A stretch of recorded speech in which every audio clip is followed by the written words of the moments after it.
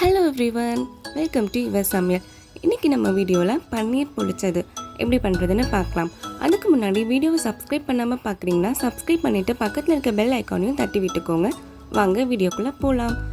First 200 gram பன்னீரை இந்த மாதிரி ரெண்டாக டிவைட் பண்ணிக்கோங்க. டிவைட் பண்ணது